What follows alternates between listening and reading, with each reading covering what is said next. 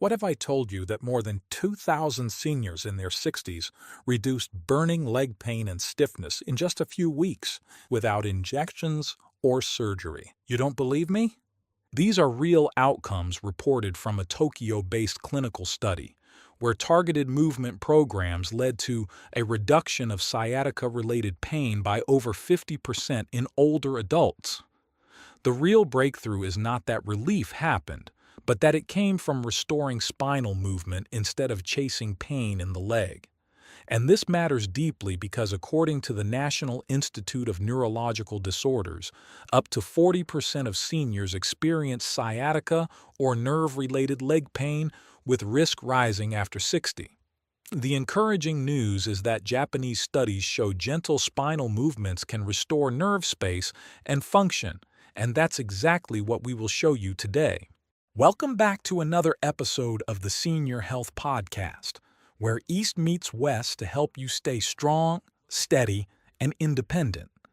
In a few minutes, we are uncovering the 3 movements that directly relieve pressure on the sciatic nerve and help you move with confidence again. And as always, Japan's oldest doctor is guiding us. Doctor, how important is this episode? So important, John, because many seniors are told nerve pain is something they must tolerate or suppress with medication. But the exercises I am about to share show how simple movements can calm the nerve itself and give seniors back years of comfortable movement. And the research speaks for itself, right? The level of change we see due to these exercises is rarely seen with medication alone. It really is remarkable, John. But before we begin, please share with us in the comments your age and where you are watching from, since we'd love to know more about our audience. That offer really lands because so many seniors feel like they are doing everything right and still living around nerve pain that quietly limits their days. Yes, and I hear that often in my clinic late in the evening when seniors finally admit how much it has changed their confidence. Many believe sciatica lives in the leg because that is where the pain speaks the loudest. But the nerve is only reporting a problem that usually begins much higher and much earlier. That reframing alone feels relieving because it explains why so many stretches never quite solve the problem. Exactly, and this misunderstanding leads seniors to chase relief in the wrong place. They stretch the calf, the hamstring, even the foot, and feel brief comfort. Meanwhile, the true pressure near the spine quietly remains. I see that too, and it explains the frustration I hear when seniors say the pain always comes back by morning.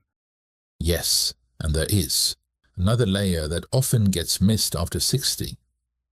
In younger adults, sciatica is more likely linked to a disc injury that comes and goes. In seniors, it is usually related to gradual narrowing in the spine that builds silently over years. That difference changes everything about how we approach relief. That helps make sense of why walking can feel helpful one day and punishing the next. It also explains why so many seniors blame themselves for losing stamina. The key here is to remove blame from the body.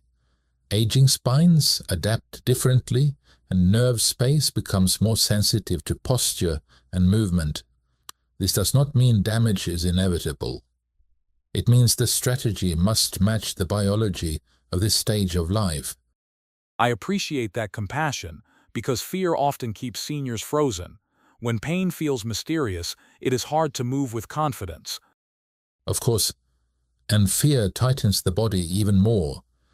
I have seen seniors limit their steps, shorten their stride, and hold tension without realizing it. That tension further compresses the nerve. Once they understand what is really happening, the body often softens almost immediately. That softening is powerful because it gives seniors back a sense of control. It turns pain from a threat into a signal. Yes, and signals are meant to guide us, not frighten us. Sciatica is the body asking for space and calm in the right places. When seniors learn where that space comes from, relief becomes logical rather than mysterious. That idea of space feels important, especially for listeners who feel boxed in by pain.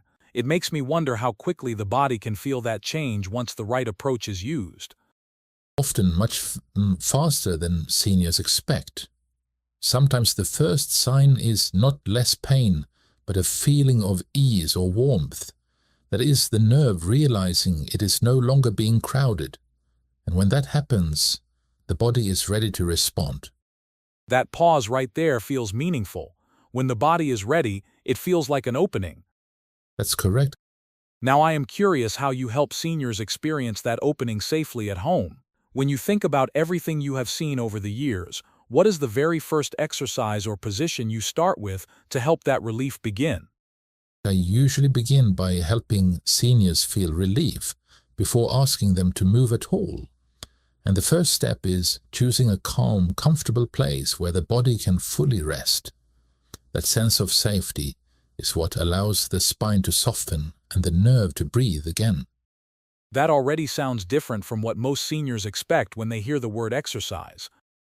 Yes, and that difference matters. I ask seniors to lie on their back and place their lower legs on a chair, couch, or bed so the knees are gently bent and supported. This position lets the lower spine settle naturally without effort. I can picture that clearly, and it feels doable even on a painful day. Should seniors be adjusting anything else once they are in that position? They should start by noticing their breath and letting the lower back gently flatten, without pushing it down. The feet should feel heavy and relaxed, almost as if they are melting into the support beneath them. When done correctly, there is no strain, only a sense of easing. That reminds me of patients who say relief feels subtle at first, not dramatic. They often wonder if something so gentle can really help. That is very common. This position works because it reduces compression at the spinal levels where the sciatic nerve is often irritated after 60. As the pressure eases, blood flow improves, and the nerve becomes less reactive. Many seniors notice warmth or a quiet release traveling down the leg within minutes. That warmth description is powerful because it gives seniors something real to listen for. How long do you usually suggest they stay there? I always encourage seniors to remain in the position for 5 to 10 minutes or longer if it feels comforting. There is no rush and no target to hit. This is about letting the spine rest in a way it rarely does during the day. I hear that a lot in seniors who spend hours sitting or standing without true spinal rest. It feels like permission to finally let go. Exactly, and this is why I call it a position rather than an exercise. Seniors can use it once a day or several times during flare-ups without fear. Over time, the body begins to trust that relief is possible. That trust changes how everything else feels. That trust piece really stands out. It feels like the moment where confidence quietly returns. And once confidence returns, the spine becomes ready for something more active. This is also when gentle warmth can help, because a simple heat pack over the lower back encourages blood flow and lets the muscles soften even further. That added warmth often makes it easier to invite movement and create more space. But that next step only works if this first sense of relief has truly been felt. That makes me curious about how you build on that feeling without taking it away. So what's the next exercise you usually guide seniors once this position has done its job? Yes, and this is where we begin to gently invite movement without disturbing the calm we just created. The next step is sitting toward the front of a sturdy chair with both feet flat on the floor and set a little wider than the hips. Take a slow breath in, and as you breathe out, gently lean forward from the hips, letting the hands slide down the thighs.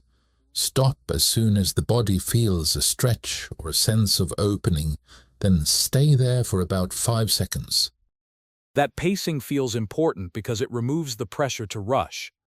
Yes, and after those 5 seconds, seniors slowly return to sitting upright as they breathe in again, letting the hands slide back up the thighs. That full cycle counts as 1 repetition. I usually suggest starting with 5 repetitions and gradually working up to 10, once or twice a day, depending on how the body responds. That reminds me of seniors who worry they need to push farther each time to make progress. They do not. The key here is ease, not depth. Each repetition simply invites the spine to open a little more, and some days that opening is small. If the leg pain eases, softens, or shifts upward toward the back, that tells us the nerve is responding well. That kind of feedback feels empowering because the body is giving clear signals instead of confusion. It helps seniors trust what they are feeling. Exactly, and I always remind them to stop immediately if pain sharpens or shoots farther down the leg. This exercise is meant to calm the nerve, not provoke it. When done gently, it often brings relief within minutes and builds confidence over days. I hear that a lot in seniors who are afraid of setbacks. Knowing when to stop seems just as important as knowing when to move. Yes, and timing matters too. Many seniors benefit from doing this before a walk, during a break, or after sitting for long periods. It resets the spine and keeps nerve space open throughout the day. That rhythm can change how movement feels overall. That rhythm idea really resonates because pain often comes and goes with daily habits. It makes this feel practical, not clinical.